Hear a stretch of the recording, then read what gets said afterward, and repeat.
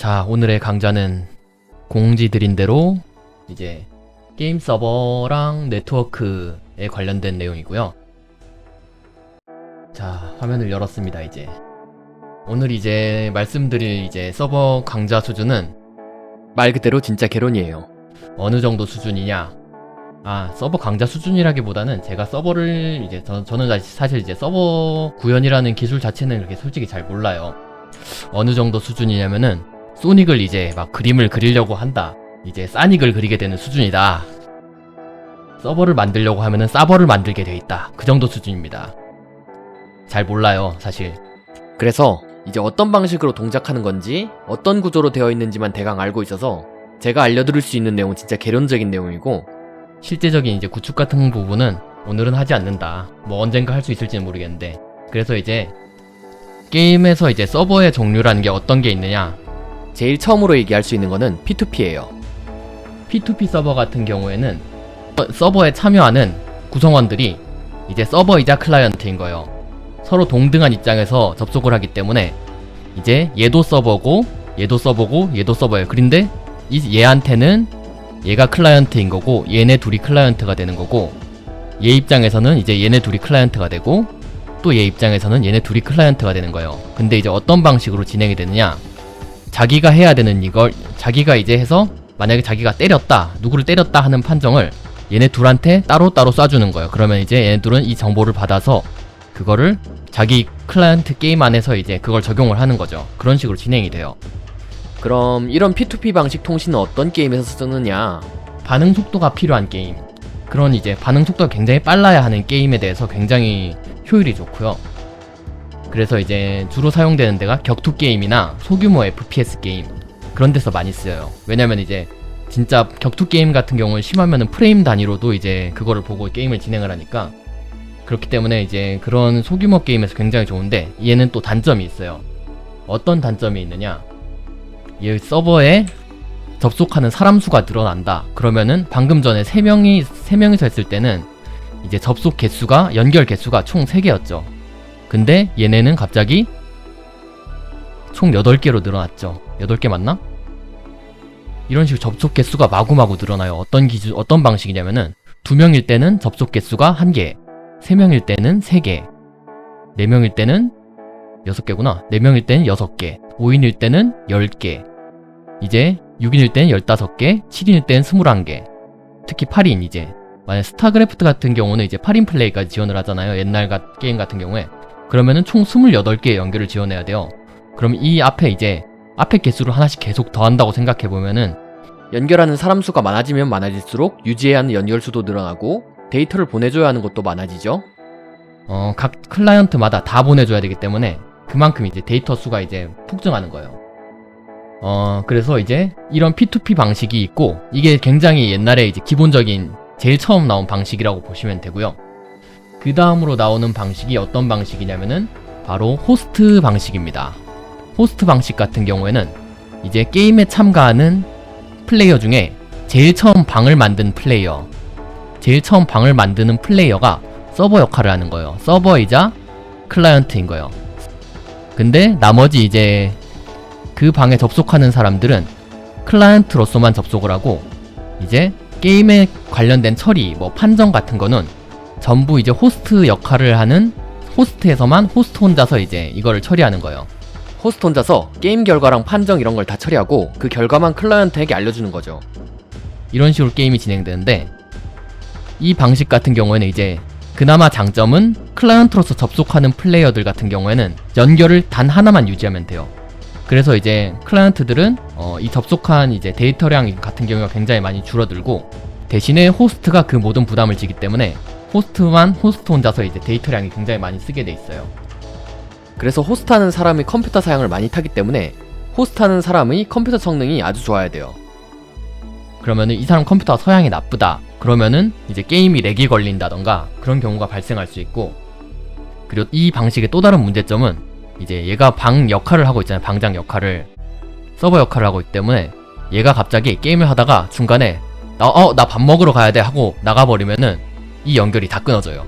그러면 얘네들 게임 결과 다 하던 거, 열심히 플레이하던 거 다 날아가고 그냥 이제 게임이 이제 의미가 없게 돼버리는 거죠. 이거를 개선하기 위한 방법이 호스트 마이그레이션이라고 있어요. 이제 영어로 쓰면은 마이그레이션인데, 이건 뭐냐면은 호스트 역할을 이제 넘겨주는 거예요. 이제 얘가 나갔어 하면은 얘네 중에 이제 제일 연결 상태가 좋은 애를 찾아서 이제 얘가 만약에 핑이 뭐 한 120 나오고 얘가 한 50 나오고 얘가 한 50 나오고 얘가 한 10이 나온다. 그러면은 이제 얘가 연결이 상태가 제일 좋네. 그러면 내가 호스트해라 하고 넘겨주면은 얘는 나가버리고 호스트하고, 그럼 얘네들은 다시 이쪽에 연결하는 방식. 이게 좀 구현하기 까다롭긴 한데 이런 방식을 지원해야 돼요, 나중에.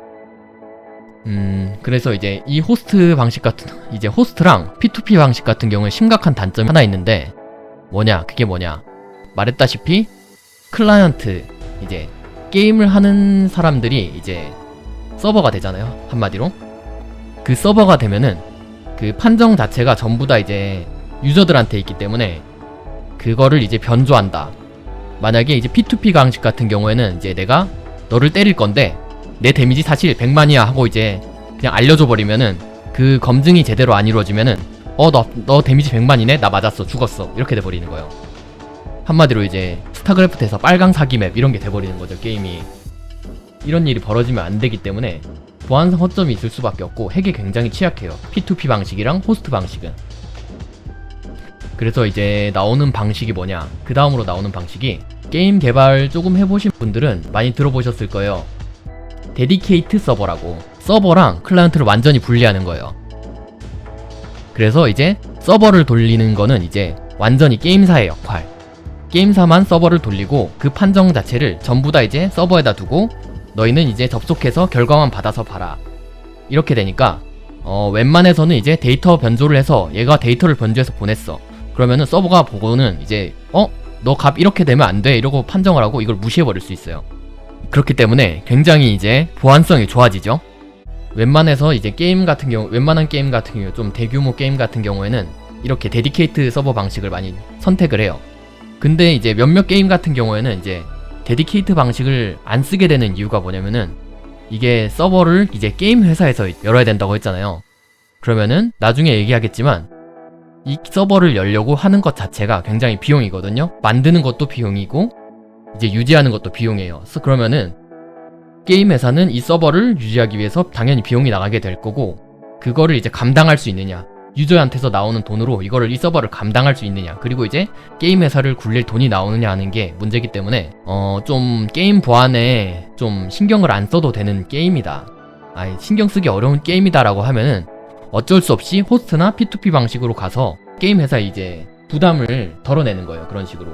근데 이제 보안을 신경 쓰겠다면서 데디케이트 서버를 만들었는데 이거를 제대로 안 만들면은 문제가 생겨요. 이 데디케이트 서버 방식의 대표적인 이제 예시가 두 가지가 있는데, 어떤 거냐면은 하나는 오버워치, 하나는 이제 배틀그라운드인데, 이 두 가지를 좀 비교를 해보자면은, 오버워치 같은 경우에는 핵이 어떤 방식으로 많이 되는지 기억하세요? 핵이 오버워치 같은 경우에는 어떤 방식으로 주로 이제 많이 구현이 되냐면은, 이제 상대방을 봤을 때 위에 체력바가 이렇게 있잖아요. 체력바가 있거나 뭐 아이디가 뜬다거나. 근데 이거를 이제 오버워치에서는 주로 이 이미지 안에서 여기 상단에 이제 막 여기에 색깔이 이제 상대 위에 있는 색깔이 이제 빨간색이다, 이제 이거를 찾아가지고 얘가 이 위치쯤에 있을 것이다 찾아가지고 하거나, 아니면은 메모리를 읽어들여가지고 얘가 어느 위치에 있는지 찾아내서 그거를 에임을 자동으로 따라가게 한다든지, 그런 식으로 핵이 많이 구현이 돼요. 그런 방식으로 주로 구현이 되는데, 특히 이제 오버워치 같은 경우는 이런 에임 핵 말고는 좀 기괴한 핵, 막 이렇게 막 갑자기 캐릭터가 빨라진다든지 하늘을 날아다닌다든지 하는 이런 핵은 보신 적이 없죠. 아마 없으실 거예요. 저도 본 적이 없거든요. 이게 왜냐면은 웬만한 처리를 전부 다 서버에서 하고 있기 때문에 자기가 직접 보는 화면 이미지나 메모리 안에 있는 내용을 읽어드리는 방식이 아니면은 핵을 만들 수 없다는 거예요. 서버에서 전부 다 처리를 하고 있기 때문에. 그래서 그거를 이제 가져와서 그냥 마우스 움직임을 보조한다는 식으로 핵을 만드는 거고, 배틀그라운드 같은 경우에는 굉장히 기상천외한 핵을 많이 봤죠. 그 상자를 갑자기 타고 올라가더니 어디를 갑자기 타고 올라가더니 그 보급품 위로 올라간다든지, 하늘에서 떨어지는 보급품이 갑자기 올라간다든지, 막 축지법을 쓰고 달린다든지, 보트가 하늘을 날아다닌다든지, 갑자기 캐릭터 팔이 쭉 늘어나더니 총 혼자 앞에 가서 막 달달달달 하면서 총을 쏜다든지 그런 애 굉장히 많이 보셨죠. 이게 데디케이트 서버를 제대로 못 만들게 되면 이런 일이 벌어져요. 웬만한 처리를 전부 다 서버에서 해야 되는데 클라이언트한테 넘겨주는 거예요. 그거를 서버 부담을 줄이려고. 이제 배그 같은 경우에는 총을 발사하면은 이제 맞은 판정을 클라이언트에서 해버리는 경우가 옛날에는, 지금은 어떤지 모르겠는데 옛날엔 그렇게 처리를 했거든요. 그러니까 이제 총 위치만 옮겨가지고 거기서 발사되게 처리를 해버리면은 그런 일이 벌어지는 거예요. 진짜 데디케이트 서버는 웬만해서는 솔직히 이제 서버에서 다 처리하는 게 좋고 그렇게 하는 게 좋아요. 물론 비용은 비싸겠죠. 이거를 비용을 감당할 수 있고 그리고 이제 보안을 신경 써야 되면은 데디케이트 서버를 해서 웬만한 처리는 다 서버에서 하는 게 좋다. 이제 뭐 잘못했다고 말할 수도 있고 아니면 일정에 쫓겨서 막 만들다 보니 그렇게 됐을 수도 있고 언리얼 엔진의 뭐 구조에 아직 저거 익숙하지 못해서 그렇게 됐을 수도 있고요. 여러 가지 사연은 있을 수 있어요. 일단은 이제 게임 서버 방식은 주로 이 세 가지가 주로 쓰이는 거고, 이제 그 다음으로 얘기해 볼 부분은 게임 동기화 수준이에요. 게임 동기화 수준 같은 경우에는 어떤 얘기냐면은 이제 게임 네트워크를 만들어서 동기화를 할 때 어느 정도 수준으로 할 것이냐 라는 얘기인데, 게임 장르에 따라서 동기화 수준이 전부 달라요. 대표적으로 구별해 볼 수 있는 게 이제 FPS 레이싱 게임이 있고, 그리고 턴제 전략 게임이나 이제 하스스톤 같은 카드 게임, 그리고 대규모 캐릭터들이 많이 나오는 RTS 실시간 전략 게임. 다른 서버 같은 경우는 좀 이따가 얘기를 해드릴게요. 이렇게 장르별로 있는데 이 차이점이 뭔지 대충 이해가 가세요? 물론 MMORPG도 있지만 일단은 장르별로 다를 수밖에 없는 게, 일단 FPS 레이싱 같은 경우는 특징이 캐릭터의 위치, 차량의 위치, 회전, 이동 속도 막 그런 게 굉장히 중요하죠. 진짜 매 순간 이제 모든 이제 좌표라던가 그런 게 엄청 빨리 업데이트가 돼요. 이런 게임을 만들어 보시면 아시겠지만 이걸 멀티플레이로 만든다고 하면은 데이터량이 굉장히 많이 들어요. 진짜 제가 옛날에 게임을 잘못 만들었다고 해야 되나? 서버를 만든 적이 있는데 게임을 1분 플레이하는데 24MB가 나오게, 이제 통신량이 플레이 한 명당 24MB가 되게 잘 만든 적이 있거든요. 한마디로 이런 식으로 진짜 뭐 캐릭터 위치 뭐 벡터3라고 생각하면은 XYZ에서 4바이트에서 12바이트죠. 그리고 쿼터니언 회전 같은 경우는 XYZ가 W까지 해서 16바이트가 들어가요. 그러면 이런 이제 위치 회전, 뭐 FPS면은 바라보는 방향 막 이런 것까지 해가지고 엄청나게 많이 들거든요. 이걸 다 이제 실시간으로 동기화해줘야 되는 게임이에요. 그래서 굉장히 많이 들고, 턴제 같은 경우에는 이제 턴제나 카드게임 같은 경우에는 자기 턴에 자기가 하는 것만 전송해주면 되죠. 그러면은 그거에 비해서 굉장히 전송량이 적어요. 이거에 비해서는. 근데 이제 RTS 게임 같은 경우에는 움직이는 캐릭터 수가 굉장히 많죠. 이 RTS 게임 같은 경우에는 스타크래프트 한번 생각해보세요. 캐릭터 한쪽 진영당 200마리, 그리고 200마리가 만약에 8명이 플레이한다. 보자, 16 맞나? 1600마리? 최대 이제 진짜 일꾼만 다 뽑는다고 보면은 1600마리의 캐릭터가 나와야 되죠. 그러면은 1600마리의 유닛이 전부 움직이는 위치, 그리고 어딜 바라보는지 방향, 뭐 이런 것까지 다 동기화한다고 생각해보세요. FPS 같은 경우는 솔직히 이제 좀 이제 배그 같은 경우 넘어가면서 이제 최대 100명이 이제 플레이하게 됐지, 그 전까지만 해도 거의 한 진짜 서든어택이나 그런 장르 쪽을 보면은 최대 8명에서 16명이었고, 그리고 배틀필드까지 가면은 이제 뭐 48명 플레이 이렇게 했잖아요. 이제 배그까지 와서 100명 이렇게 플레이하게 된 거고. 근데 1600마리 캐릭터가 움직인다고 생각해보세요. 데이터가 얼마나 많이 들지 상상이 드세요? 이거를 전부 다 동기화하면은? 그래서 이거를 이제 RTS 게임 같은 경우에는 이거를 동기화하기 위해서 쓰는 방법이 있어요. 그게 뭐냐면은 이제 제가 구현까지 완전히 이제 다 설명드리기엔 좀 어려운데, 그래서 나온 게 락스텝이라는 기법이 있어요.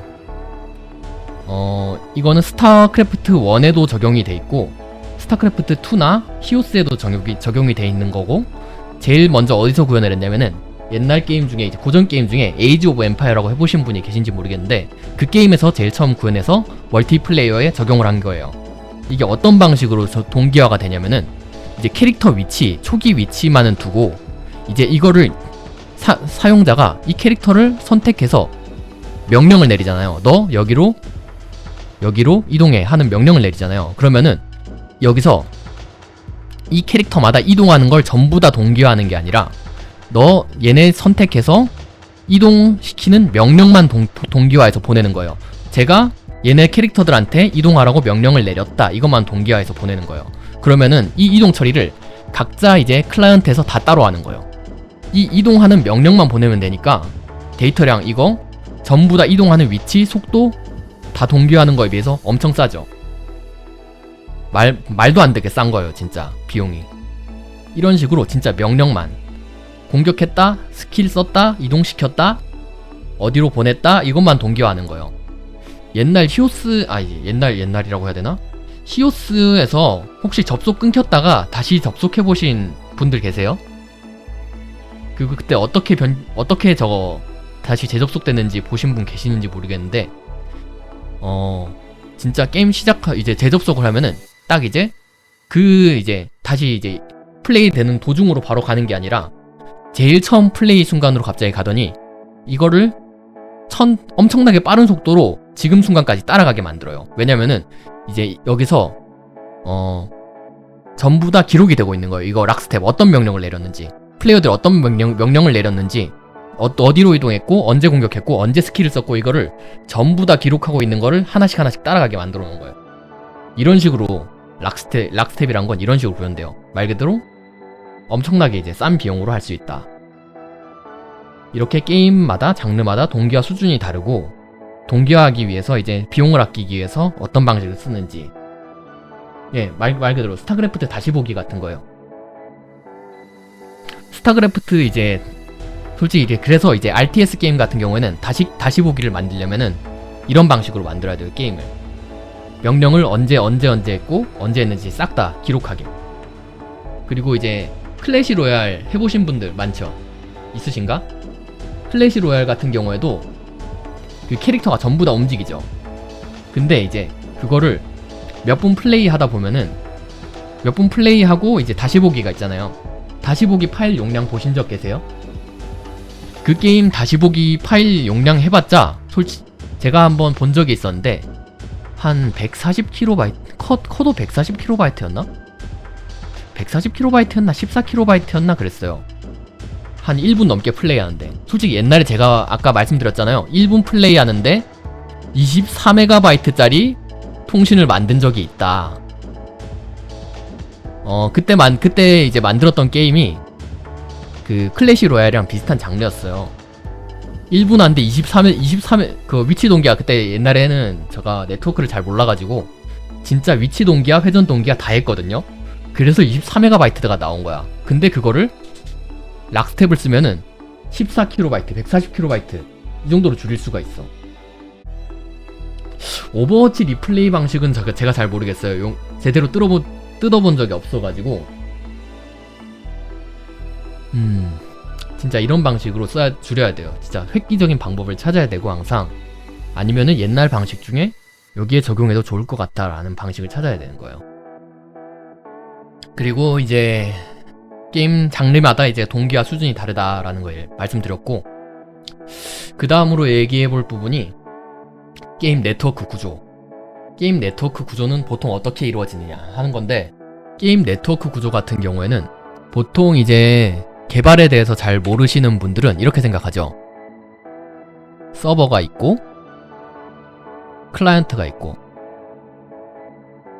그리고 이 클라이언트들이 그냥 쭈쭈쭉 연결되는 방식만 다들 생각을 하시는데, 이거보다 굉장히 지금 실제로 사용되는 서버들 같은 경우에는 구조가 굉장히 복잡해요. 일단 옛날부터 얘기를 시작할게요. 특히 초기 서버 같은 경우에는 옛날에 웜즈를 해보신 분들은 웜즈를 해보신 분들이 있나 모르겠는데 있겠죠? 있다고 생각해요. 웜즈 같은 경우에는 이제 멀티플레이를 하려면은 어떤 방식으로 이루어졌냐면은 이런 방식으로 플레이어한테 네가 접속할 위치에 IP를 직접 입력해라, 이런 식으로 이제 네트워크 플레이가 이제 연결이 됐잖아요. 이제 그 다음으로 발전해서 디아블로처럼 배틀넷이라고 있죠.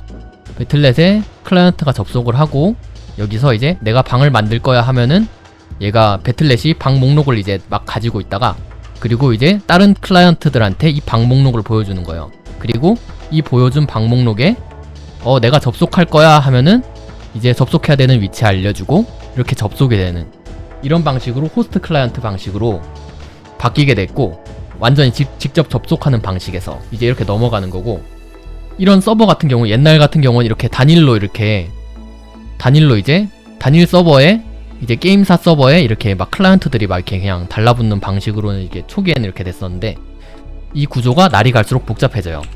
서버는 여기가 끝이 아니야. 어떤 방식으로 나눠지냐면은, 리그 오브 레전드 많이 해보셨죠?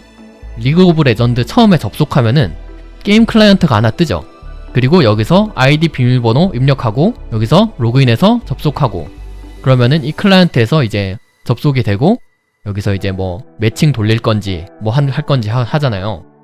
그리고 여기서 만약에 매칭이 됐어, 서로 이제 이렇게 돼가지고 뭐 밴할 건지 무슨 캐릭터 선택할 건지 이렇게 선택하죠. 그 다음에 이제 이 과정이 다 끝나면은 게임이 시작되잖아요. 이 시작될 때 어떻게 되는지 기억하시는 분 계세요? 롤 같은 경우에는 이제 게임이 실제로 이제 여기서 선택을 다 하고 나면은 얘가 갑자기 저기 메인바 아래로 내려가요. 그리고 또 다른 창이 하나 뜨죠. 게임 시작되면 로딩이 시작되는데, 로딩이 이제 이 창에서 바로 시작되는 게 아니라 얘가 최소화된 다음에 또 다른 클라이언트가 떠요. 로딩 이제 게임이 이제 본격적으로 시작되는 이제 클라이언트가 따로 있는 거예요, 사실상. 그러면은 얘가 게임이 실제로 시작되면은 얘는 최소화되고 이제 다른 클라이언트를 실행을 해서 이제 접속을 시켜주는 거예요. 그런 방식으로 동작을 해. 그래서 서버 구조가 무조건 서버 하나에다가 클라이언트들이 막 이렇게 줄줄줄 붙는 방식이 아니라, 최근에는 어떤 방식으로 이루어지냐면은 서버가 있는데 처음에는 로그인 전용 서버가 있어요. 그러면은 로그인 전용 서버가 있잖아요. 클라이언트를 처음에 켜면은 얘가 이쪽으로 접속을 해요. 그래서 얘가 아이디랑 입력을 해요. 그러면은 얘가 백단에 있는 또 DB에다가 물어봐요. DB에다가 이제 물어봐서 얘 비밀번호랑 아이디 맞니? 하고 물어보고, 이거를 결과를 알려주고, 이제 이 결과를 맞춰서 이제 너 로그인해도 돼 하고 하면은 로비 전용 서버로 다시 넘겨주는 거예요. 그러면은 클라이언트는 로비 전용 서버로 넘어가고, 이제 로비 전용 서버에서 다른 플레이어들이랑 채팅을 한다든지 상점에 들어가서 물건을 산다든지 이렇게 하는 거예요. 근데 이제 이거 같은 경우에는 우리가 주로 아는 그런 서버 있죠. C샵 서버 그런 거, 그런 서버가 아니라 주로 이제 웹 서버를 좀 더 많이 써요. 네, 서버가 솔직히 여러 개라고 봐야 돼요. 그리고 이제 게임 시작을 하면은 또 이제 또 다른 서버가 있을 거예요. 있는 경우가 많아. 여기서 이제 매칭 서버 혹은 매치메이킹 서버 해서 플레이어가 여기에 대기열에 들어가면은 이제 얘에 따라서 이제 매칭 리스트 혹시 게임 같은 경우 저 롤이나 그런 이제 랭크가 있는 게임 같은 경우에는 MMR이나 이런 걸 따져가지고 매칭을 쫙 돌리는 거예요. 그래서 매칭을 돌려서 너 매칭 완료됐어. 그러면은 이제 매칭이 완료되면은 또 백단에서 이제 인게임 이제 플레이 전용 서버를 만들어요. 그 게임에 맞는. 이제 롤 같은 경우에는 그 이제 게임 10명이 접속해서 게임을 해야 되는 서버를 또 만들고 이제 여기에 이제 클라이언트를 다시 띄우던지 해서 여기에 접속을 해서 플레이가 되도록 이제 만드는 거예요. 실제 플레이 서버. 이런 식으로 굉장히 요즘에 복잡하게 게임이 만들어져요. 좀 대규모 게임 같은 경우에는. 어느 정도 좀 이해가 되시나요? 플레이 서버는 CPP로 구현하는 경우도 있고 엔진에 맞게 뭐 구현이 되겠죠. 뭐 유니티 같은 경우에는 저거 미러라던가 포톤이라던가 그런 걸 많이 쓰잖아요. 그런 걸로도 구현이 될 수 있어요. 이제 뭐 이런 거는 솔직히 뭐 CPP로 구현이 될 수도 있고 C샵으로 구현이 될 수도 있고 아니면은 우리가 주로 아는 미러나 아니면은 또 뭐야 포톤 뭐 이런 걸로 구현이 될 수 있어요. 이제 이런 부분은 이제 거의 실시간 통신이 돼야 되는 부분이고 이런 부분은 이제 실시간으로 통신을 안 해도 되는 부분이잖아요. 이제 특히 상점 같은 경우에는 내가 뭘 샀다라고 하면은 잠깐 이제 이렇게 동그랗게 해가지고 막 로딩 도는 그런 거 자주 보신 적 있으신가 모르겠네.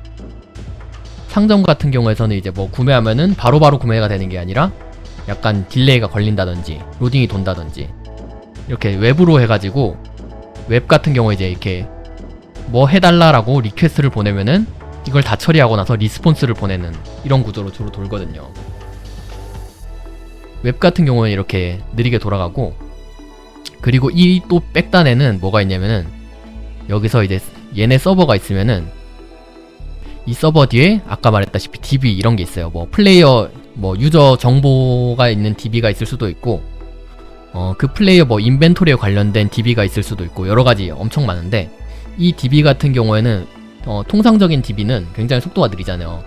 이제 하드디스크에서 읽어들여가지고 하는 그런 이제 전통적인 DB는 굉장히 속도가 느리기 때문에 이 DB의 내용을 자주 사용하는 내용을 미리 읽어들여와서 메모리에 올려두는 뭐 DB 캐싱이라는 기술도 있고 그래서 이제 게임 네트워크 구조 같은 경우에는 간단하게 서버랑 클라이언트라는 개념만 있는 게 아니라 이런 식으로 서버 같은 경우에는 로그인 서버, 로비 전용 서버, 매칭 서버, 플레이 서버 이런 식으로 나눠질 수 있다는 거고 그 다음으로 해볼 부분은 이제 서버 구축의 발전에 대해서 이제 얘기를 할 거예요.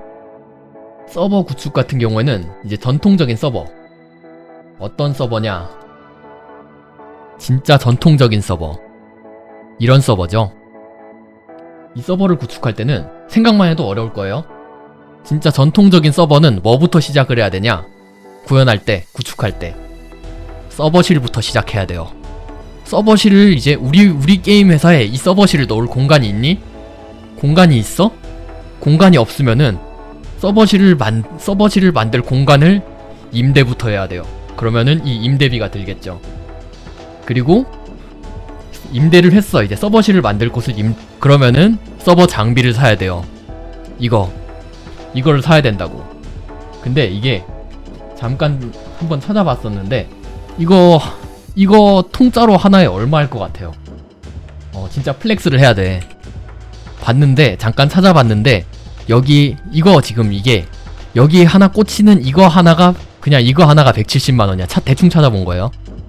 정확하지 않을 수 있어. 그러면은 보통 여기에 보니까는 여기에 위에 한 10개 꽂고 아래쪽에 한 10개 꽂고 해가지고 만약에 20개를 꽂는다고 쳐.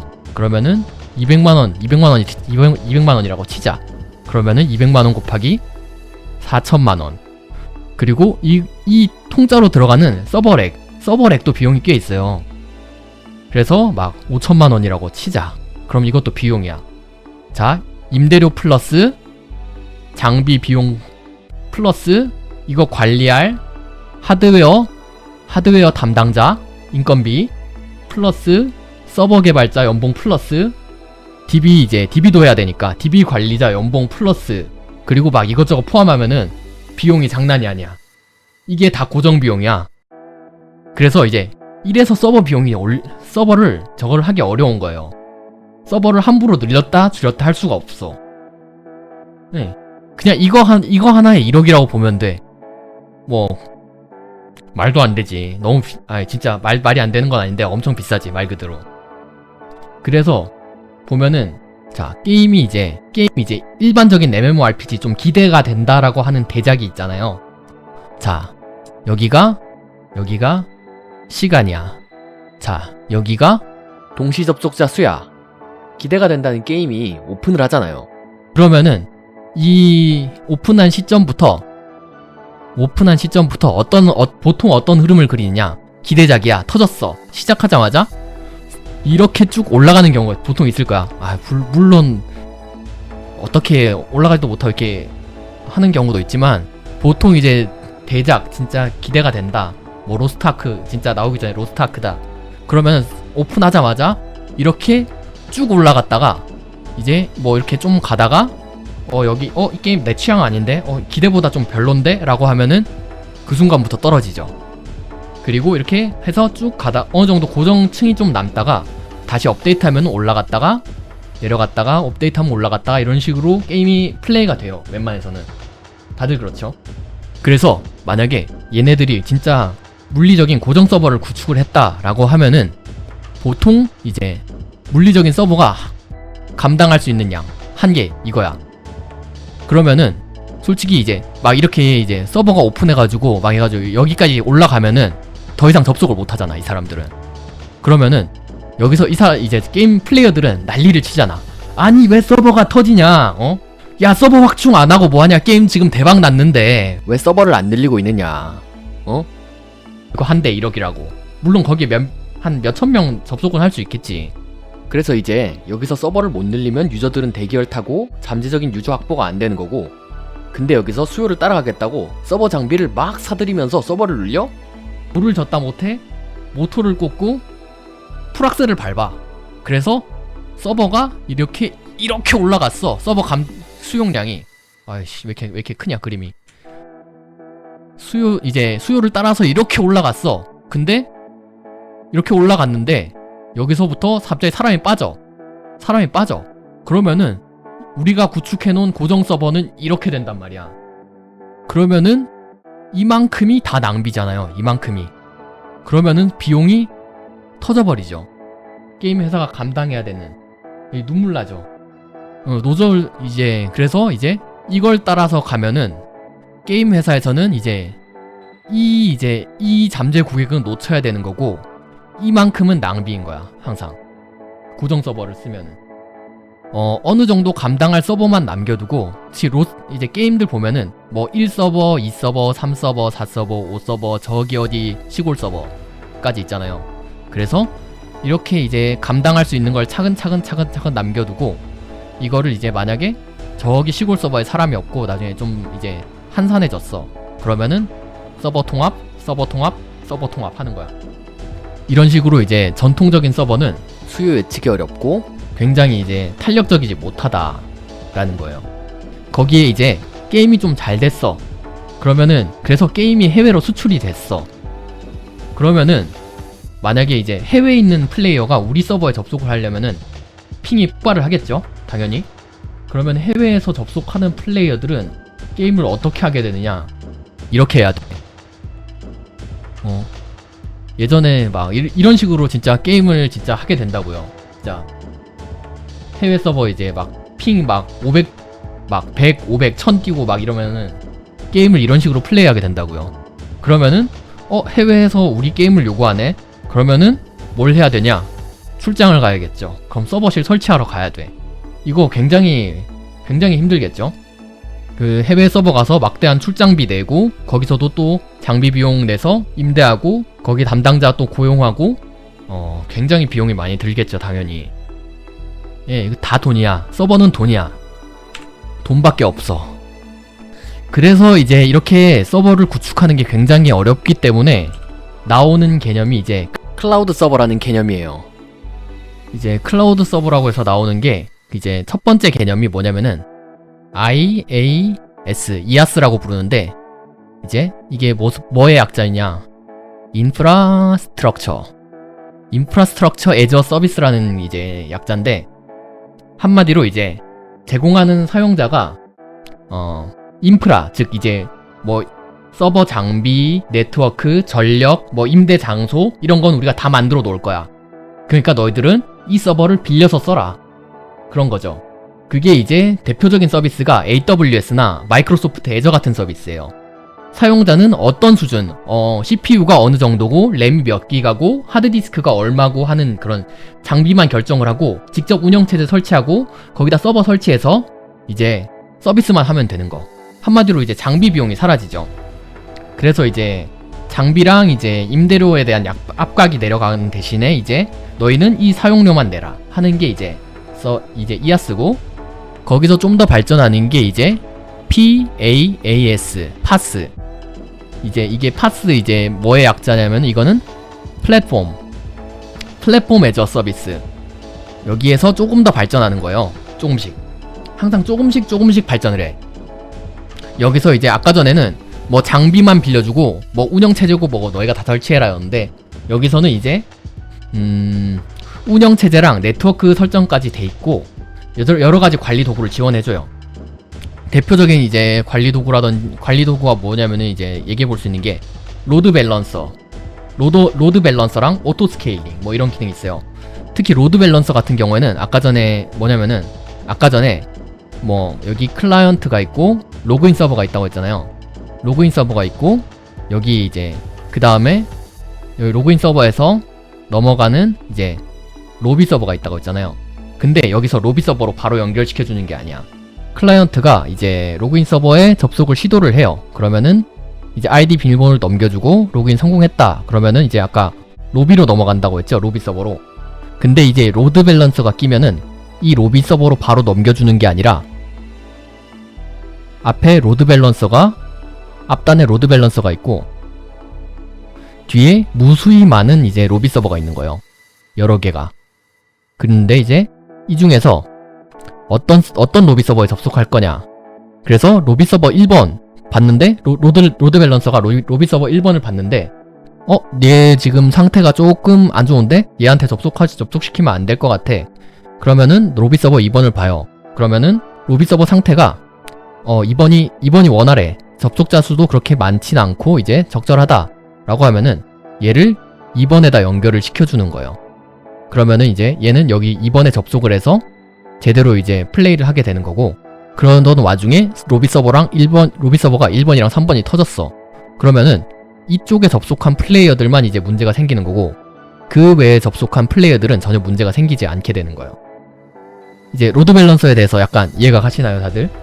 이렇게 이제 해주는 게 로드 밸런서고, 그 다음 오토 스케일링 같은 경우는 말 그대로 이제 스케일링을 자동으로 해준다. 아까 고정 서버 같은 경우에는 이런 식으로 이제 서버를 늘리기가 굉장히 어려운데, 이제 얘 같은 경우는 설정해서 몇 퍼센트 이제 접속자 대비 몇 퍼센트의 이제 여유분을 남겨두겠다라고 설정을 해두면은 이제 그 이제 여유분 수치에 따라서 유동적으로 이제 서버 이제 크기를 조절해주는 거예요. 그래서 이제 서버에 이제 낭비 없이 뭐 못 받아들이는 경우가 없고, 이제 서버 이제 리소스가 남지 않도록 이렇게 자동으로 크기를 조절해 주는 거예요. 한마디로 여기서부터 이제 서버 크기 이제 조절하는 거에 대해서 이제 스트레스에서 이제 벗어날 수 있는 거죠. 고정 서버에 대비해서. 그 다음 단계가 이제 여기서 끝이 아니야. 계속 단계별로 계속 발전을 해요. 그 다음 단계가 뭐냐면은 일명 이제 서버리스 아키텍처라고 불리는데 BaaS, 바스랑 FaaS, 파스 이렇게 두 개가 있어요. 이 서버리스라는 단어는 이제 진짜 서버가 없어도 된다는 게 아니라 서버는 있지만 서버의 구축이나 존재에 대해서 전혀 이제 신경을 쓰지 않고 실제 로직 이제 서버 로직을 만드는 데만 하면 된다는 개념이에요. 이제 초보 개발자분들이 온라인이나 이제 멀티플레이 게임 만들면서 이제 무료로 사용 가능한 서버나 뭐 그런 다른 서버가 없냐고 물어보는 경우가 굉장히 많아요. 근데 결론만 말씀드리자면은 아직까지 그런 서버는 솔직히 완전히 무료인 서버는 없어요. 서버 이제 네트워크가 된다는 거는 이제 누군가 비용을 내고 인력을 소모해서 이제 인프라를 만들었고 전력을 소모해서 서버를 돌리고 있다는 뜻이에요. 그러니까 이제 그 이제 비용을 지불해야 된다는 거죠, 한마디로. 그래서 이제 파이어베이스 써보신 분들은 아실 것 같은데 파이어베이스처럼 일정 규모 이하에서는 무료거나 AWS는 이제 계정 생성 후 1년간, 가장 낮은 클래스의 서버는 무료, 이런 방식으로 이제 동작하는 경우는 있는데, 그 외에는 솔직히 이제 무조건 비용이 든다고 보셔야 돼요. 그리고 이제 결국 이제 이런 이제 잠깐 이제 규모에 따라서 무료를 해준다든지 하는 서버 같은 경우에도 결국 이제 게임이 커지고 접속자가 많아지면은 무조건 비용을 써야 돼요. 근데 이제 그 비용이 드는 순간부터 이제 그 게임이 뽑아내는 이제 수익이 그 이제 서버 비용보다 흥하기를 빌 수밖에 없는 거죠. 아니면은 자기가 이제 직접 컴퓨터에 이제 서버를 켜서 돌리는 수밖에 없는데, 그 개인 컴퓨터가 버틸 수 있는 그 한계라는 게 있죠. 서버 수용 인원이 이제 버티는 게 어렵죠. 그럼 이제 다시 본래 내용으로 돌아와서, 이제 BAS 이거는 이제 뭐의 약자냐? 백엔드 애저 서비스라는 의미고, 이 기본적인 그냥 간단하게 예시로 설명을 끝내자면은 파이어베이스를 예시를 들 수 있어요. 그냥 백엔드 서버로서 해야 할 이제 데이터 저장, 푸시 알림, 사용자 관리, 자체 인증이나 소셜 인증 등 기능을 제공하고, 앞에서도 말했다시피 파이어베이스는 이제 월 단위로 API 호출 횟수, 푸시 알림 횟수, 파일 저장량 등 일정 이하면은 그냥 무료예요.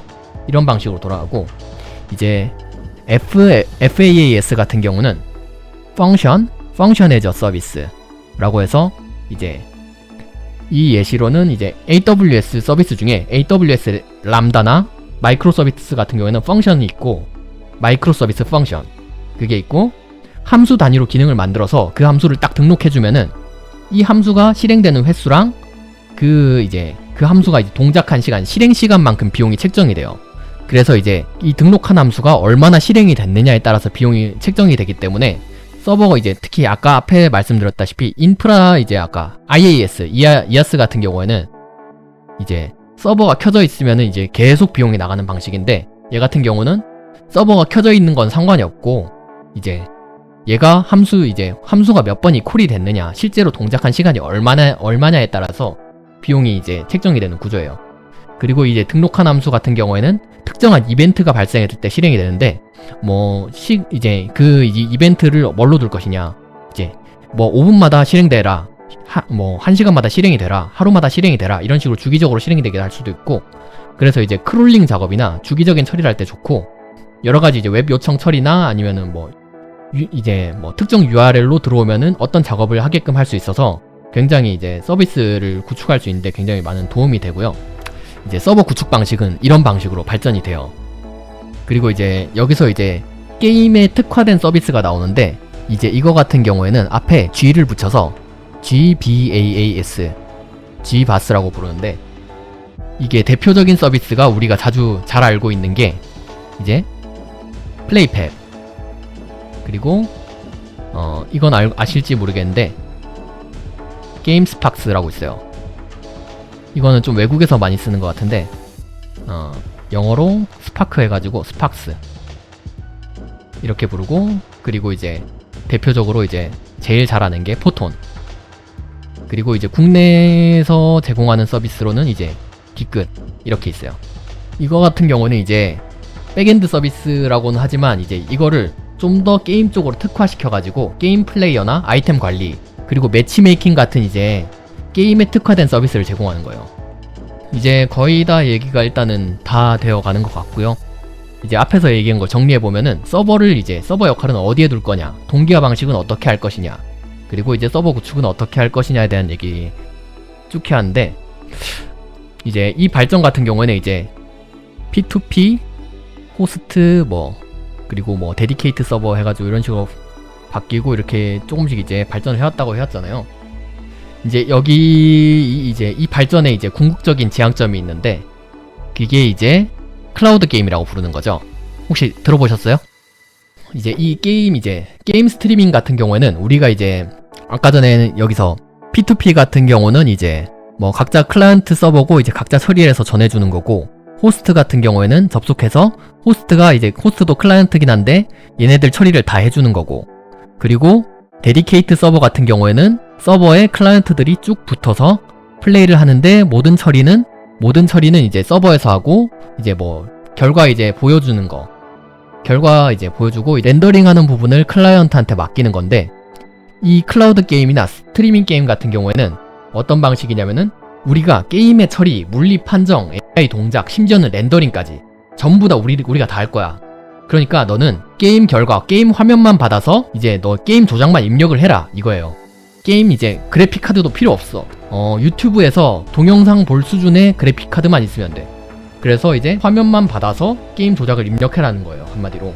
사실상 이제 게임 사양을 올리는 게 렌더링이잖아요. 그거를 전부 다 클라우드 서버에서 처리하기 때문에 모니터 한 대나 적당한 사양의 이제 컴퓨터 한 대, 조이스틱만 있으면은 얼마든지 고사양 게임을 돌릴 수 있게 되는 거예요. 그래서 이제 게이머들은 최신 사양의 게임을 하기 위해서 하드웨어를 업그레이드 해야 된다는 부담감이 사라질 거고, 저사양 컴퓨터를 쓸 수밖에 없는 사람들도 고사양 게임을 할 수 있게 돼서 게이머의 풀이 넓어지는 거죠, 한마디로. 하드디스크도 솔직히 필요가 없어요. 화면만 받아서 보니까. 대용량 저게 이제 게임 요즘 같은 경우에는 솔직히 60기가 진짜 말도 안 되게 쉽게 넘잖아요. 뭐 진짜 심한 게임 같은 경우 막 120기가도 넘어가는 경우도 봤고. 그러니까 하드디스크도 필요 없어지는 거고, 게임을 이제 뭐 리소스 같은 걸 다운받을 필요 없이 그냥 화면만 받아서 보면 되니까. 그래서 이런 서비스 같은 경우에는 엔비디아에서는 뭐 엔비디아 그리드라고 해서 서비스를 만들었고, 플레이스테이션에서는 PS Now, 그리고 스팀에서도 이제 이 서비스를 하고 있고, 그리고 AWS에서도 AWS 루나라고 해서 이제 서비스를 하고 있고, 그리고 마이크로소프트는 이제 엑스클라우드 이렇게 해서 웬만한 이제 덩치가 있고 이런 서비스를 할 수 있는 회사들은 다 뛰어들고 있어요, 이 서비스에. 근데 이제 국내에서는 하는 회사가 있느냐 하면은 이 서비스 자체를 이제 개발하는 회사는 아직 소식을 못 들어봤고, 이제 KT나 U+, SKT 같은 통신사들이 이제 해외 게임 스트리밍 업체랑 이제 협업을 한다는 기사가 있어요. 뭐 사실상 이제 모니터랑 키보드 뭐 간단한 이제 본체만 있으면 된다는 거죠. 근데 왜 이 통신사들이 이제 이 해외 게임 스트리밍사들이랑 이제 같이 일하려고 하느냐, 그 얘기를 해봐야 되는데, 앞에서도 말했다시피 게임 스트리밍은 이제 플레이어는 이제 뭘 해야 되냐, 그냥 입력만 주면 돼요. 게임 화면을 보고 입력만 주면 되거든요. 입력만 주면 돼. 그러면은 이제 게임 클라우드 게임에서 렌더링이랑 화면을 보내준단 말이에요. 이 고사양 게임이라는 거는 고화질이라는 뜻이랑 거의 비슷하잖아요. 그래서 고사양 게임을 스트리밍 한다는 거는 고화질의 영상을 스트리밍 하는 것과 똑같은 얘기죠. 근데 유튜브 화질도 이제 고화질로 문제없이 보는데, 이제 여기에 왜 쟤네들이 끼어들어야 되느냐, 그거는 이제 또 어떤 관점에서 봐야 되냐면은, 보는 거랑 하는 거는 달라요. 보는 거랑 하는 거는 다르다 이 말이야. 왜 다르냐? 이거 보는 거는 그냥 눈으로 보기만 하면 되잖아요. 근데 하는 거는 이거를 입력을 해야 되잖아요. 근데 자기 컴퓨터에서 게임을 입력을 하면은 자기 컴퓨터에서 입력을 계산하고 화면을 렌더링해서 바로 보여주면 되거든요. 근데 게임 스트리밍에서는 플레이어가 입력을 하면은 입력을 게임 스트리밍 서버까지 전송을 해서 거기서 입력을 계산하고 화면을 렌더링한 다음에 다시 플레이어한테 전송을 해야 돼요. 누가 봐도 이제 과정이 더 복잡하고 인터넷 상황에 따라서 더 느려질 수밖에 없죠. 그쵸, 아웃풋까지 있어야 된다 이 말이야. 그래서 여기서 등판하는 게 통신사예요. 왜 등판하느냐? 요거 5G. 혹시 이거 5G 특징 알고 계시는 분 계세요? 5G의 특징이 뭐냐 하는 거. 빠르다. 솔직히 근데 빠르다는 그렇게 솔직히 중요하지 않아요. 5G 특징에서. 오지죠. 이제 5G 같은 경우는 왜 등판을 하느냐? 혹시 저거 2018년에 삼성에서 발행한 이제 5G 국제 표준의 이해라는 백서가 있거든요. 여기에 5G 기술의 특징이자 진화 방향의 목적이 이제 나오거든요. 여기서 얘기하는 게 어디 있지? 여기 있어요. 초광대역 서비스, 고신뢰, 초저지연 통신, 대량 연결 이렇게 있는데, 초광대역 같은 경우는 이제 4G보다 더 빠른 속도의 서비스를 제공한다는 건데, 초광대역 서비스 같은 경우에는 4G보다 더 빠른 속도의 서비스를 제공한다는 건데, 일단은 뭐 더 빠른 속도는 뭐 맞고, 일단은 제일 중점적으로 봐야 되는 거는 초저지연 통신이에요. 고화질의 게임 렌더링 영상을 빠르게 받기 위해서는 초광대역도 중요하지만은 게이머가 더 나은 이제 경험을 하기 위해서는 이제 초저지연 통신이라는 특성을 이용해서 플레이어 입력에 더 빨리 반응하게, 레이턴시를 더 줄이게, 이게 중요한 거예요. 이것 때문에 얘네들이 이제 통신사들이 이제 게임 스트리밍 업체들이랑 손잡고 이제 서비스를 개시하면서 5G 이거를 하면은 더 낮게 플레이를 할 수 있다 라는 거예요. 대충 이제 게임 서버랑 네트워크부터 시작해서 약간 뒤로 새다시피 게임 스트리밍까지 왔는데 오늘 강좌는 여기까지인 것 같아요. 목 너무 아픈데? 오늘 얘기는 좀 다들 마음에 드셨는지 모르겠어요. 자, 다들 시청해주셔서 감사하고요. 이상 벨의 게임 개발 유튜브였습니다. 감사합니다.